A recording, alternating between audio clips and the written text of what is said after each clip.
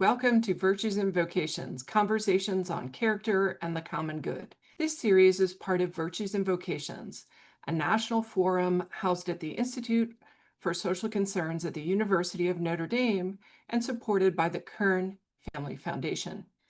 Virtues and Vocations seeks to foster a community of practice among scholars and practitioners across disciplines who are keen to understand how best to cultivate character and moral purpose in higher education and the professions. This webinar series is one way we facilitate these conversations. I am Suzanne Shanahan, and I direct the Institute for Social Concerns, and I'm host for this series. Today, we are thrilled to welcome Daniel Porterfield. Daniel Porterfield is president and CEO of the Aspen Institute, a global nonprofit organization committed to realizing a free, just, and equitable society. A Rhodes Scholar, he has been recognized as a visionary strategist, transformational leader, devoted educator, and passionate advocate for justice and opportunity. At the Aspen Institute, Porterfield has worked to build upon the organization's legacy of societal influence and commitment to human dignity while positioning it for a future where it can make the most profound and lasting impact. Previously, he served as president of Franklin and Marshall College. Under his leadership, the college set records for applications, fundraising, and fellowships. It tripled its percentage of incoming low-income students and doubled its percentage of domestic students of color. Earlier in his career, Porterfield served as Senior Vice President for Strategic Development at Georgetown University and as a Communications Director and Chief Speechwriter for the U.S. Secretary of Health and Human Services. He is author of Mindset Matters, The Power of College to Activate Lifelong Growth with Johns Hopkins University Press. Welcome, Dan. Thank you. It's great to be here, Suzanne, and hi to this audience. Okay, so I want to jump right in and ask a little bit about what brought you to this particular project. But more specifically, I'd love to hear how you got from a dissertation called Captive Voices on Prisoners and Poetry to a conversation on mindset. Well, thank you, Suzanne. So I think I came to education really through my own childhood. My mom had grown up in foster care, and she was a single mom who went to college in her 30s. Her name was Ann Butler. She passed away about a decade ago, and yesterday was Mother's Day. So congratulations to all the moms listening in now. And my mom set an incredible example for me and my sister by going to Towson, was then called Towson College, at night and in summers, and getting her BA degree. And we had a lot of babysitters, and she was always either working or studying. She was writing papers at the kitchen table. She was persevering, and she believed so much in education that after getting her BA, she then got a master's degree in history. She was very good at it. And so in her late 30s, the department asked if she would consider going into the PhD program in history. She ended up writing her dissertation on the history of women who were sex workers in the American West. And it was not considered history at the time. Now, Suzanne, your own scholarship has taken this to another level. I think my mom was part of the wave of scholars that introduced new topics in the 80s. And she ended up writing 3 or 4 more books about women in the West, women who were in prison, homemakers, and nuns in the West. And so I saw from the time I was 10 years old until the time I was, really until she passed away, how education, the life of the mind, giving to students, creating knowledge, seeking to surround herself with people for whom education really mattered was her life's calling. It grew out of her life's experience. If she had had a different kind of experience, maybe she wouldn't have seen education the same way, or certainly wouldn't have figured out those topics that she wanted to write about. And so I think I just grew up breathing in the air of education as a kind of a way of living, as a way to be a citizen, a way to be a person. I worked with court supervised youth and recently arrived immigrants and taught in prisons when I was in my 20s. When I had to decide what kind of next schooling to get, even though every single person who knew me said, you're going to be a lawyer and become a crusading public defender or maybe a judge. I loved culture, teaching students, and how literature provides a vehicle for people to express their experiences, their hopes and yearnings, to affect their lives, to create commonality and solidarity among one another. And so, having taught in prison, I decided to research the sort of what became the vast library of women and men behind bars who have written poetry. And so that was what my dissertation was about. And some of one of my probably my favorite course to teach is the poetry of American prisoners, which gives undergraduates the opportunity both to see this plenitude of voices, the beauty and power of writing behind bars. And don't forget, millions of people have been incarcerated. There's so much humanity behind bars. But then, secondly, for undergraduates to reflect for themselves, what would I do if I was locked up in a block of rock? If the quote university I was part of was bent on my destruction, what choices would I make? How would I live? Would I hold on to life and hope? So to answer your question, then, the idea of mindsets wasn't to shape students to believe they have the power and the agency to create their learning and their lives was what I learned first from my mom and then from people I taught in prison. And it made me want to be an educator. And so I brought that yearning to help people claim their futures into teaching. And I didn't have a vocabulary of mindset until I read Carol Dweck's work, but I had the philosophy that we as educators should be helping people claim their lives. I got that very young. And then one last thought, I experienced it through the principles of Jesuit pedagogy and Jesuit spirituality, both in high school and in college at Georgetown University. So very organically, it directly relates, though, this idea that there's something called a growth mindset that Carol developed. It directly related to what I lived as a student and as a young teacher working with people behind bars. That's wonderful. And certainly as an institute that does a lot of prison education work here in Indiana, I think this is just a beautiful story. So thank you for that. What's really beautiful is the learners and the writers behind Yep. bars, and you Yep. you know this. I always say to students if I'm speaking as they're considering colleges in some setting, that each of us has the power to create the education we seek.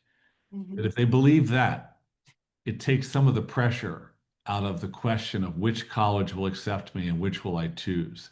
Because in fact, I've taught people behind bars who that was their college, but because they chose to create their education, they made the choice to engage in the reading, to put themselves out in class, to get to know professors. Those choices ultimately are what make meaning. We can't give students an education, actually. Parents can't buy it for them. You can't go online and shop for it. The school should provide the ecosystem, but we can never forget that our responsibility of educators is to encourage students to take the lead, to lead their own learning. Um, so that's a point. This notion of leading your own learning is something I want to circle back to, but I would love you to talk a little bit more about your point of departure in Carol Dweck's work, who talks about a growth mindset and a fixed mindset. Yeah. Um, and so could you elaborate a little there and then talk about the next step you took into breaking down a series of different mindsets that you understand to be so essential to an education? A sure thing. So at Georgetown, as an undergraduate, I was taught as an individual. and there were so many different faculty, Jesuit and lay faculty, who took the time to get to know me and to challenge me and were genuinely interested in the things I was interested in. And I came to feel almost that the Jesuits saw in me something I was coming to see in myself, to be able to give and grow through education. And so that was so formative, that feeling that I wanted to become an educator. And so when a few years passed here, but when I went to Georgetown to teach, and I had a blended role leading strategic development for Georgetown, an English professor, I was designing my own classes. My wife and I chose to live on campus in faculty housing for 8 years with our children.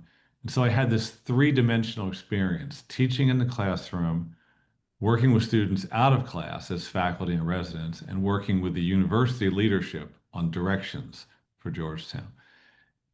That in that combination of activities, I I ended up knowing a couple hundred students a year, and I was teaching them, if you will, or shaping them, or influencing them, or helping them the way the Jesuits helped me as a whole person, as they were, as they are, not what they maybe someone should say somebody should be, but as they were.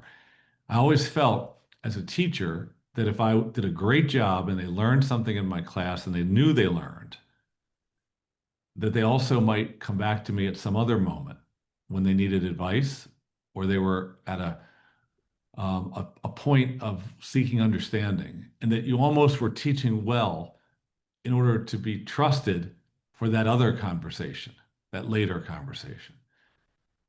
That's just how I saw it because that's how I was seen.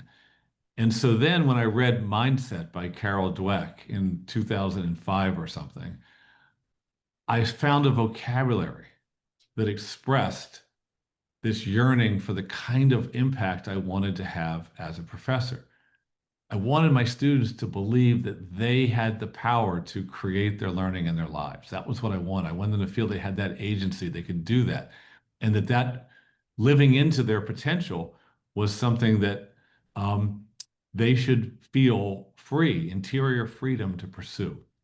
So Carol gave a vocabulary, and her vocabulary, put simply, is that there's one set of mindsets when we encounter the new, the challenging, an opportunity where we say, I can't do that. My talent's not right for that. Maybe it's learning Chinese. I'm not good at languages. My mouth won't make those shapes. The other mindset, that's called the fixed mindset. The other one is the growth mindset. You say, Chinese, what's one of the languages of the future? How beautiful is that alphabet? I'm going to learn how to write those characters. Whew, I'm really going to have to study. I'm going to have to put some time into this. I better go get some extra help. I'm going to have to meet some students who are native Chinese speakers so that I can talk outside of class. That's the growth mindset. And the growth mindset basically is the belief that our talent is not fixed and finite. It's malleable. We can influence it with our commitment, with our creativity, with our discipline, with our optimism. Well, what would you want for your child? Would you want your child to go into adulthood believing that there's all these things they can't do because they aren't gifted or talented? Or do you want them to believe that with their effort, they can apply themselves and develop themselves? So that's the basic idea that Carol documented in all sorts of settings. It's So important. can I? Let me just say Oh, this last thought. It's important to realize that we get messages that we can't do things or we shouldn't do things from all kinds of sources. Sometimes from parents or siblings or sometimes from teachers. You're not good at this. You shouldn't take this. Sometimes society. Hey, your type isn't good for this. So to counteract fixed mindsets, it's important, I believe, for educators to be intentional about cultivating growth mindsets.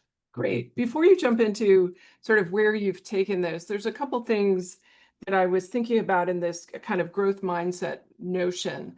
One is, in some sense, the way students get into college, and then the experience for many students in college is about doing what you do well, right? So students become apprehensive of Chinese because they might not do as well. It may take extra work that takes them away from the organic chemistry, and they want to be a doctor. And so um, even in secondary education, there's a honing and a narrowing that happens.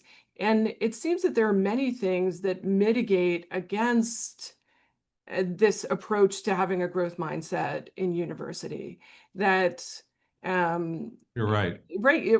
that students are discouraged from taking the risk um, because if you don't do well, the consequences seem really high. And so how do you think about that challenge that we have structured into the nature of both getting into college and being in college? Well, I think that the way I like to think about it is that every single student who's in my orbit or who I could influence, whether I, even if I don't know them, with how I carry myself, what they hear about me, is a person who is in development, is becoming. And that what matters is their development, and that development can be thought of holistically, academic, but also social, emotional, moral, communal. And so I like the idea of, if you will, trying to emphasize holistic development. And so one way I would do that is I would sometimes ask my students who I was helping to compete, say to get into Teach for America or graduate school or the Peace Corps. We work together on that.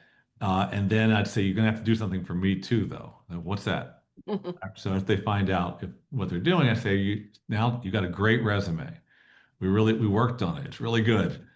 Now it's time for the life resume. And I would say, look, you start with your name at the top of the page. There's four sections in the life resume. The first one is, when have I learned?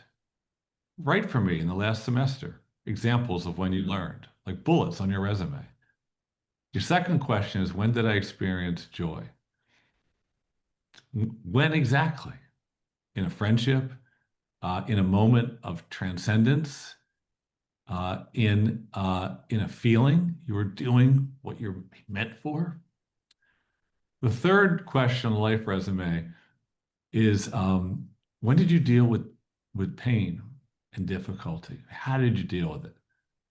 Was it a relationship that changed, or you had to cope with that? Was it a challenge at home with family, an ailing parent, or a sibling having challenges? Was it a moment when you disappointed yourself, when you fell short of your own standards? How did you deal with that? And then the fourth question on the life resume is, when did you help somebody else? Maybe it was a sorority sister, you gave her some advice.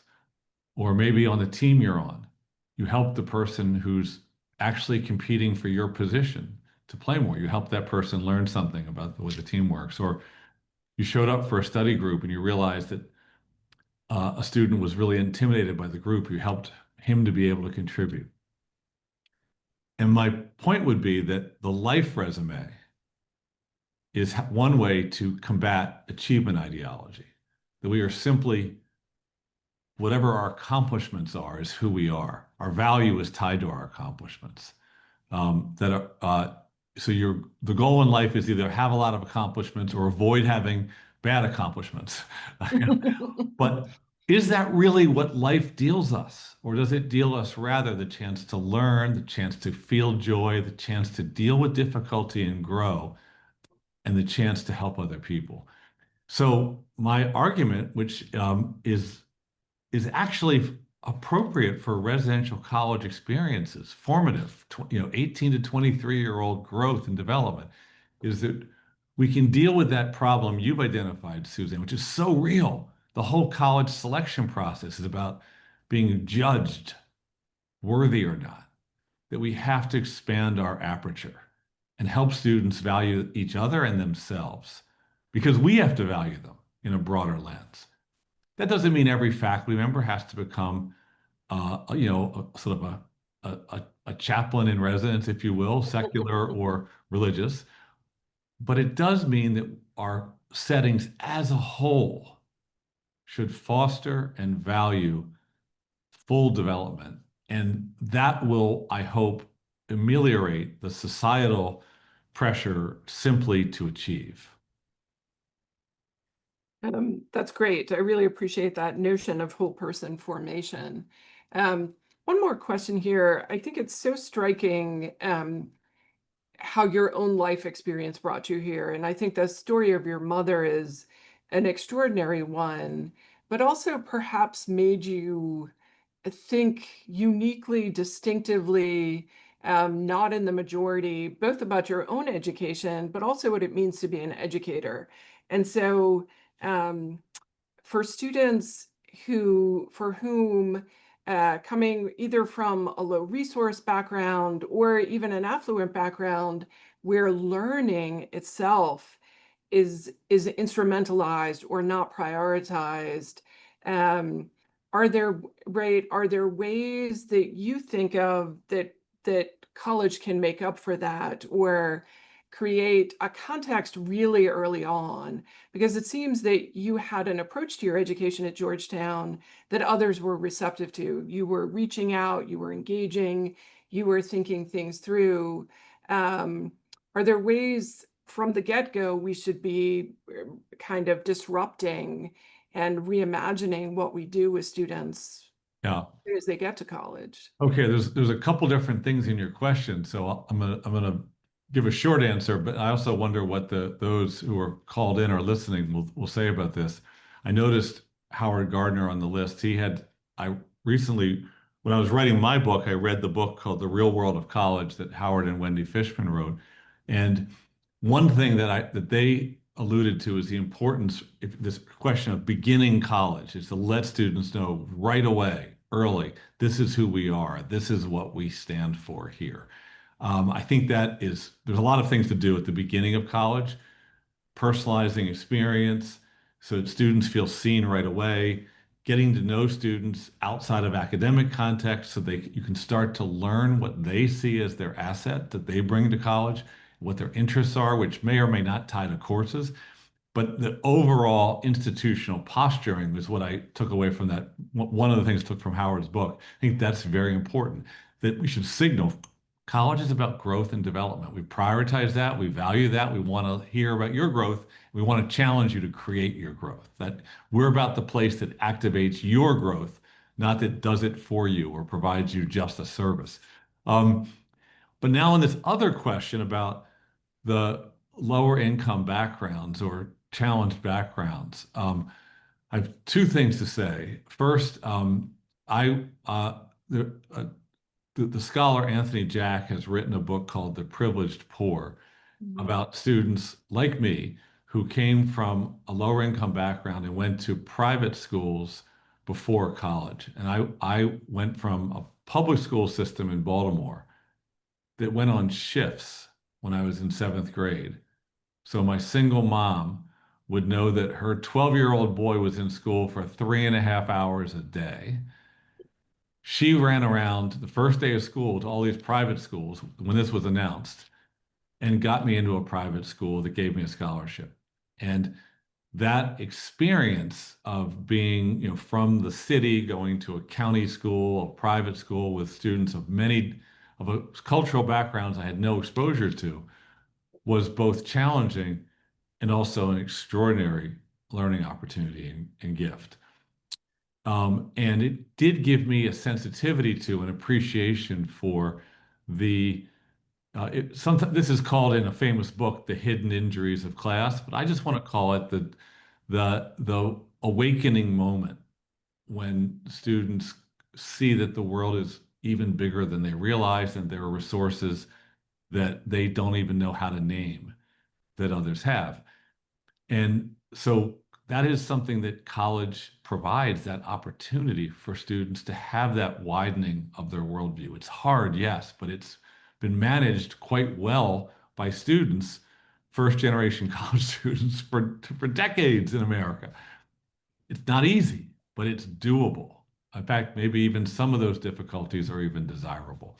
And so I had worked at Georgetown a great deal on that when I was a professor there, on that institution's approach to identifying students who would thrive at Georgetown from modest and low-income backgrounds. And we did a lot of good work. And when I became president of F&M, after a little bit of a listening tour with our departments, our alums, our feeder schools, we then developed an approach that we called our next generation talent strategy, where we tripled our need-based financial aid budget and built relationships with all kinds of schools and access programs that were working with first generation college students, lower income students. We tripled our enrollment of Pell Grant students, and many dimensions of that community tripled. Rural students, immigrant students, Black students, Latino students, everything tripled. The school became stronger with this talent strategy, and I'll tell you why.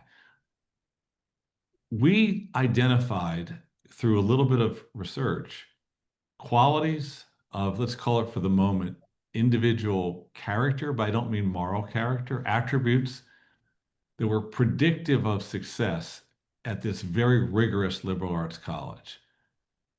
And those qualities included definitely good grades in a college prep curriculum. We wanted to see that. But we then looked for some other things too.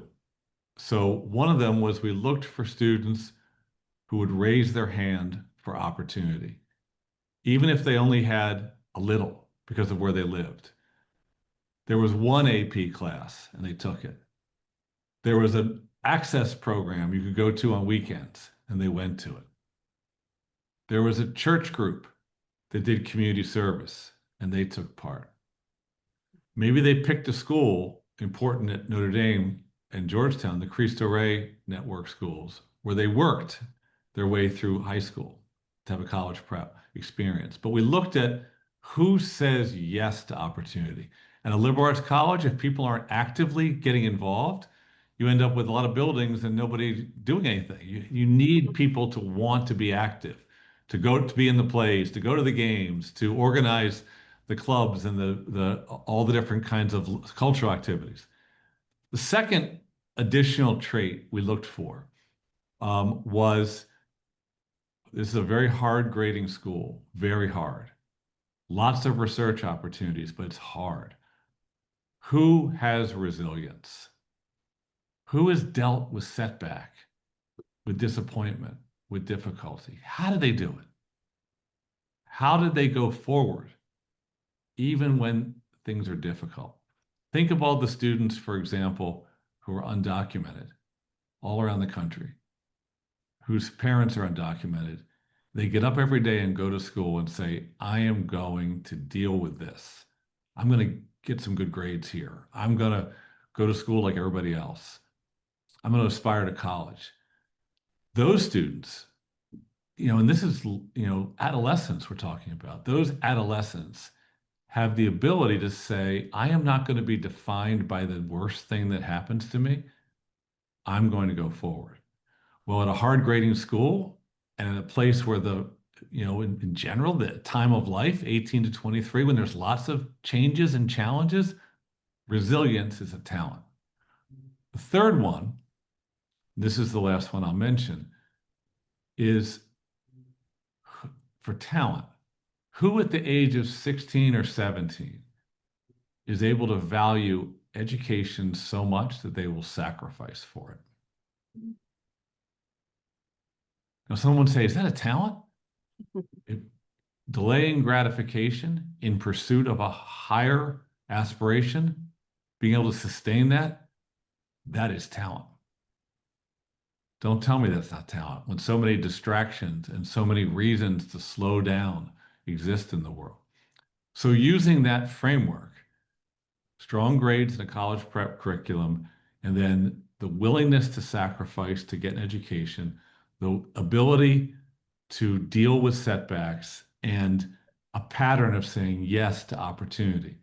We were able to use that tripled financial aid budget to tremendous effect. I was pretty hands-on president, so I knew many of the students at the school, including the groups that were coming as the first in their family to go to college. In fact, I felt that was just a little bit of a sacred commitment that a school's making to a family when their child goes to college, the first one to do that.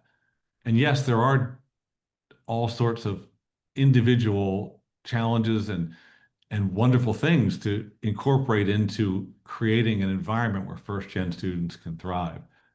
But it's not that hard if you look for talent the way we did. In fact, it takes care of itself often. The students have what it takes. In many respects, our first gen students outperformed our, if you will, second or third gen students. For example, I looked at the grades every semester of every student, composite as well as individual. And our Pell Grant students outperformed the student body as a whole many times. Second thing was in terms of like going to Teach for America, City Year, and the Peace Corps, Franklin and Marshall became the #1 liberal arts college in the country once we developed a deep pool of first generation college goers. Not surprising. I haven't met too many first gen college students or graduates who don't want to give back. In fact, I don't know if I've met any who don't want to give back. And then third, we began winning Truman scholarships, Mitchell scholarships, Soros scholarships, um, Wrangell fellowships. All of these were won by first gen students. They were the first to win them in the school's history, which goes back to the founding of our country. So talent, that's my main point. Let's treat all students as a collection of assets and talents, but also widen our understanding of what even is talent in order to find students who will thrive in our educational environments. So I love how your talent strategy relates to your conceptualization of important dimensions of mindset. And so you talk about discovery, creativity, mentorship, collaboration, and striving. And I'd love to kind of focus on two of them if you don't mind. Yeah. So the first is discovery, and I love how you describe it as the greatest strength humans have after love. Why is a discovery mindset so important in your conceptualization? So I'll say two reasons. One is instrumental and one is intrinsic. Instrumentally, we live in a rapidly changing science and technology driven society where every job and field are going to change or are changing rapidly, where the possibilities for utilizing artificial intelligence to solve great human problems offer a new world if we're creative and curious, and we're at the same time, we have to build guardrails, ethical and others, to protect ourselves against the misuse of artificial intelligence. And it's, by no means is it certain we'll succeed. But the instrumentally, it is through our ability to ask questions that no one's posed, to find answers no one's looked for, is an incredibly important way to impact the human condition, to address our needs as a species, to improve our planet, to help promote a more just and equitable world. It is our ability to discover that allows us to influence the trajectory of history. You know, animals don't affect history. Um, so that's instrumental.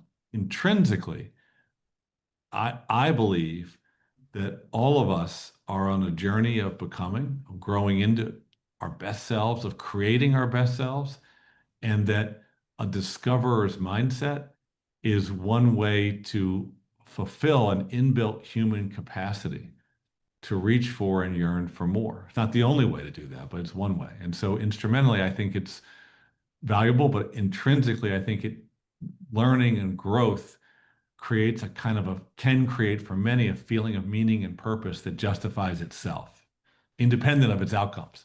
Yep. Um, so when you're a scholar, so you must have had those moments when you felt this is what I'm here for. Right. And if discovery is the way that a young person will find what I'm here for, I want to make sure our universities, as places of discovery, are as active and creative and human-centered and personalized as they can be to, if you will, kindle that fire. Yeah, I'm thinking back to our where we started with the notion of prison education, and I think that's a great example of the intrinsic value of a right sort of scholarship in general, because Exactly. it's And not instrumentalized in this. exactly. I can't tell you how how uplifted it felt to me as a person being surrounded by 7 men at Lorton Reformatory who were digging into King Lear or Antigone and trying to talk about it with each other, sometimes relating it to their lives, sometimes simply relating it to the text, and that I was privileged to witness that and to be a small part of it. Um, and that feeling, I think that when we facilitate discovery in others, we actually facilitate it in ourselves as well. That's great. The other mindset I'm interested in just picking apart a little bit is the notion of striving. So you talked about in the talent strategy, both the notion of resilience, but also this say yes to every opportunity, jump in, dig in.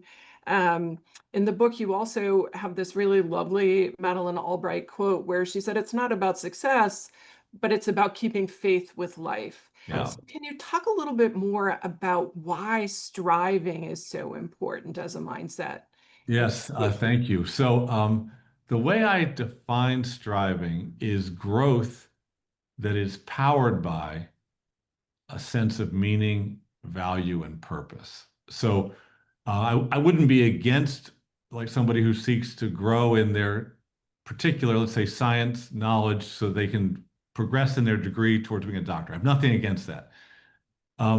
That same individual, as a striver, might be saying, I'm going to sacrifice to learn organic chemistry.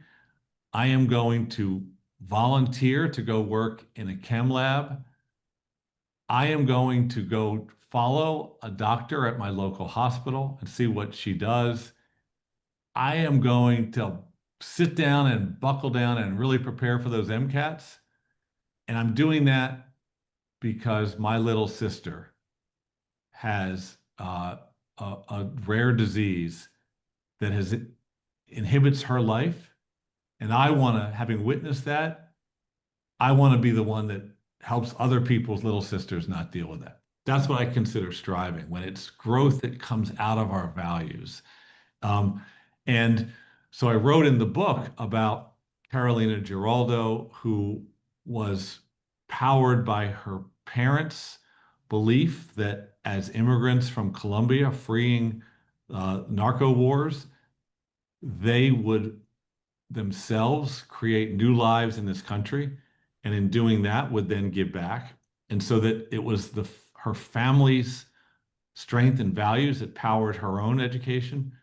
Or I write about another student whose name is Nadia, whose commitment was to serving other African American families and communities like the one she grew up in, which was in New Haven, and how she struggled in college to find meaning until she was able to locate that value, serving, giving back to her community, to similarly situated people. Once she located that value, she suddenly was like came alive again as a student. Um, so that idea to nurture and care for and value what it is that motivates students at their core, to challenge them to identify, if they can, what that might be, to and then to feed the sources of that support by recognizing them, I think is, it's a higher calling. Um, in Nadia's case, she struggled with imposter syndrome at F&M. She came from a really terrific charter school in New Haven. She felt she was going to romp through college loud and proud like she had in high school. She wasn't getting picked for things like a cappella and being a mentor. She was getting not the grades she would have wanted in pre-med. She was really struggling. Why am I here? Where am I going? She was trying to keep up and live into like the mascot's a diplomat, super dip. She wanted to be super dip, like super Irish. And she wasn't She was falling short. Was it them? Was it me? She then took the time to go back home to New Haven to think about all the people in New Haven, none of whom had gone to college in her world, who'd been had successful lives, who seemed happy and fulfilled, what it was they did. She realized all of them in different ways were not too proud to ask for help. So she went back to F&M and started to ask for help. And just that move of saying, how can I help myself like the way people in my community do, so that I can give to my community like the people I admire at home. That was the key that unlocked her striving and made her believe um, with help more for my community. So for the last 6 years, she's been a very high impact teacher at a KIPP school in Baltimore City. She found, if you will, the reservoir of value that then activated her striving. But students can sometimes adopt what they think is the value system of the school when they go there. They try to live into an ideal, again, super Irish, that isn't even theirs. Yeah. So that's one reason why I think the conversations about, well, how did you get here? Who influenced you? What were the hard moments of your life that you dealt with well? What brings you excitement and joy when you're using your mind? Those questions are even more important to advising than like, here's the sequence of courses you need to take in order to advance in your major. That's great. I love that. One of the things as I was reading the book, thinking about mindsets, is the relationship between mindsets and character. So, Virtues and Vocations is about the cultivation of character. Um, why mindset and not character? And is there a relationship in your mind between the two? At one point, you talk about the importance of fostering moral and ethical development, but mindsets kind of gets you out of one of the kind of quagmires of virtue and value. So could you speak to that a little bit? Yeah, I think I still have more to learn too. And I see that Chris Dosky is on, and if he's listening, he's helped me to think about this. But on the one hand, I think that there is um, implicit character formation in embracing the notion that I am a person becoming, I am in development, I am responsible for my life. Maybe a higher level, but that actually, I think, is important. Getting late adolescent, early adults to claim ownership of their lives and responsibility for it. Um, while maybe not always leading to a moral outlook, I believe is is a contributor to that. Secondly, some of the particular mindsets that I cover, I think lead to, although they don't guarantee moral choices. So, for example, being a creator doesn't guarantee moral choices, but I'm going to give the world something. Mhm. Said that way, there's a moral dimension. The second mindset is the mindset of being a mentor, paying it forward by helping another. That mindset, which is all over college campuses, it's the soft power of college is mentorship of all different forms. That I think also implies that both another person and the activity they're engaged in have value. So I think that actually Mhm. connects to a moral worldview. Um, and then I think that the idea of teamwork, and I have, it's one of the big mindsets that colleges foster because the students are on teams all day long. Colleges are teams of teams. There are different roles on teams, residence hall, seminar, club, you know, there are different ways of being a teammate. Doesn't guarantee a moral outlook, but if you work in partnership and collaboration with others, you're using the muscle of, if you will, self-subordination to collective goals. So there might be another book to write or more for me to learn about this, but I think that if these are not moral guarantees that being a discoverer, a creator, a teammate, and a mentor will make you a moral person, I believe that they are moving directionally in a very positive way. That's great. As you were speaking, what I was reflecting on is this notion you've said several times about the importance of becoming. And I loved how you almost enacted that right there in answering the question. So that was just great. I want to turn to some of the audience questions now. Um, so the first is Dan. Thanks for sharing your very useful experiences and ideas in this truly superb book. Question. Can you comment on how you hope these ideas might be operationalized through the mission methods and goals of the recently established Aspen Center for Rising Generations? Oh, thank you. What a lovely question. Definitely. Must have come from my sister or something. Thank you. No one else has read the book. Well, Suzanne has. Um, so uh, the um, the Aspen Institute is a large people-serving nonprofit organization. We have about 600 employees. We've been doing leadership development for adults for 75 years, seminars around both the why of leadership and the how of leadership. We have about 25 programs that seek to bring people together for collaboration that leads to understanding and then to collective work. It's not partisan, but it's problem solving oriented.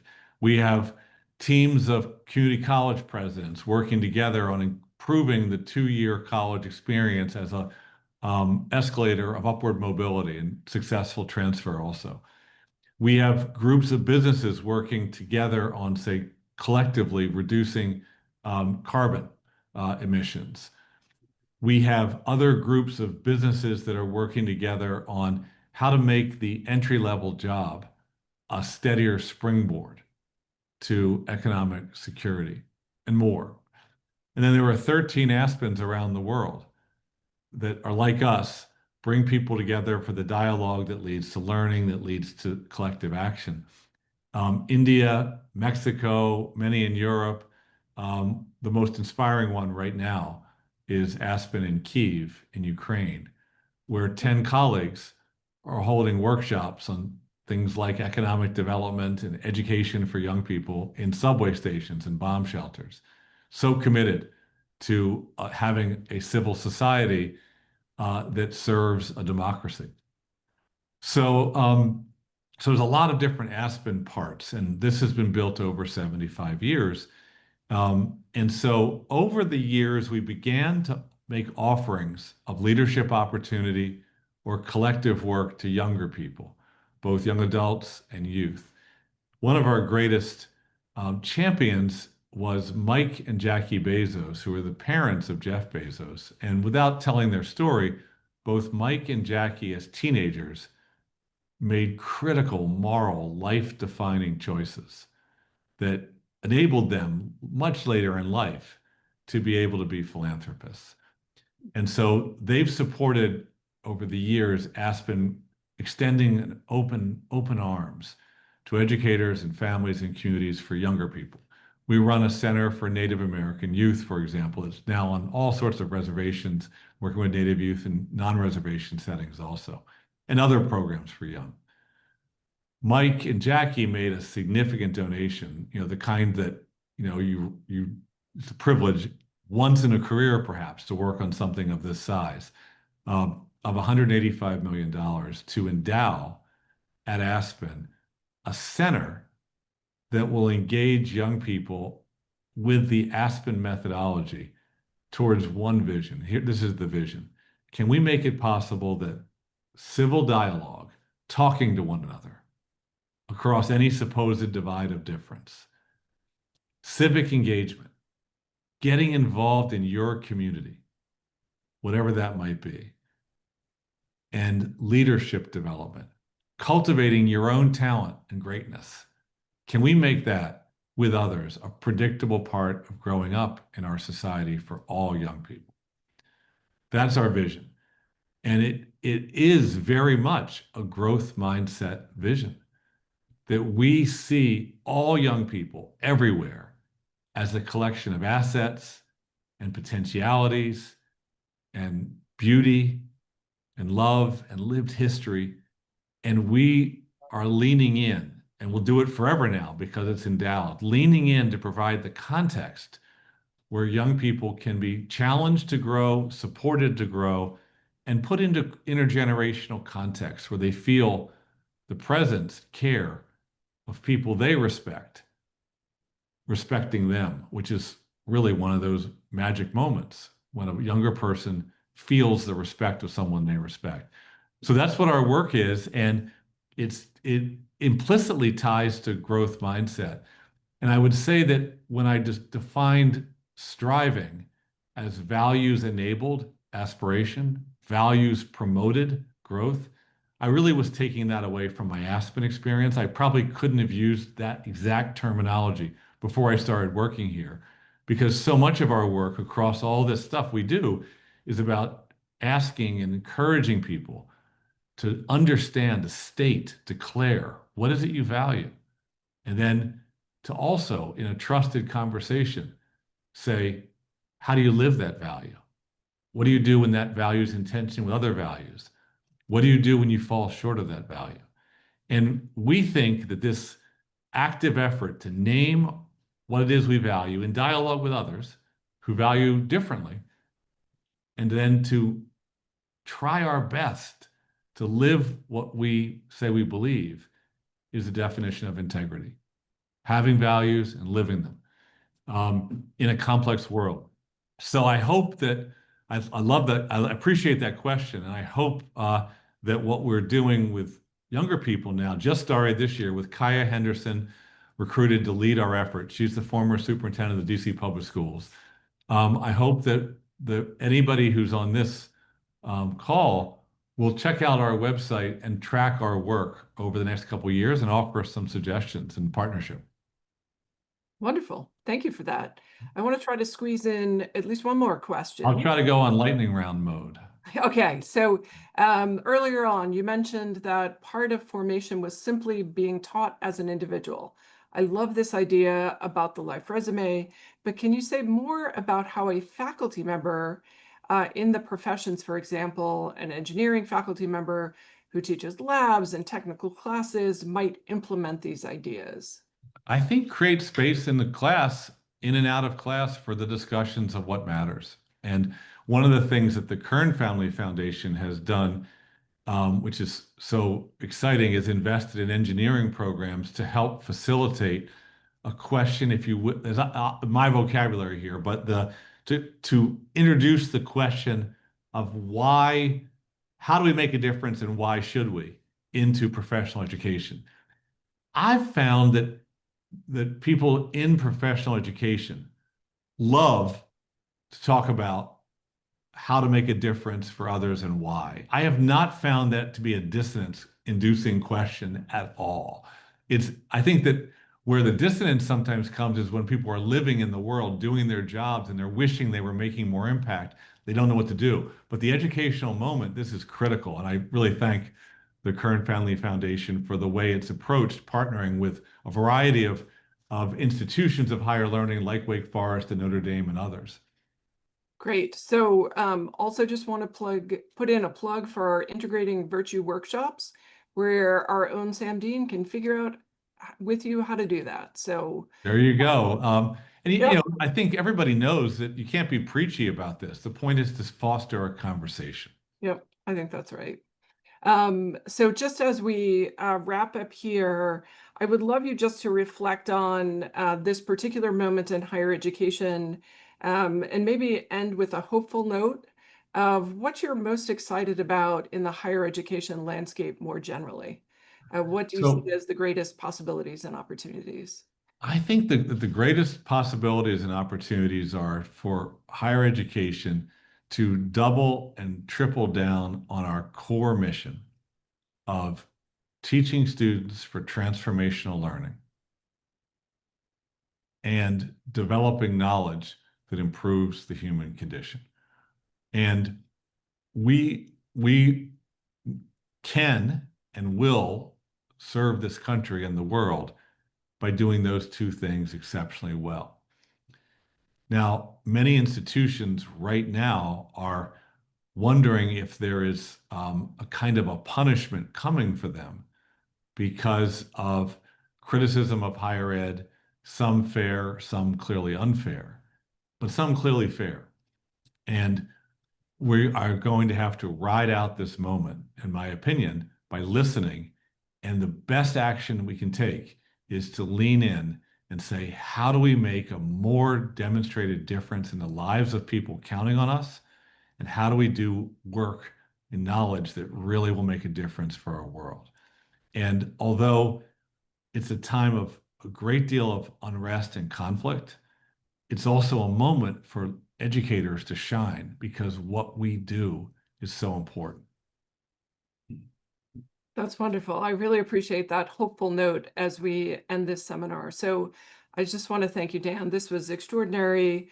I think in addition to your sister, others should pick up the book, Mindset Matters.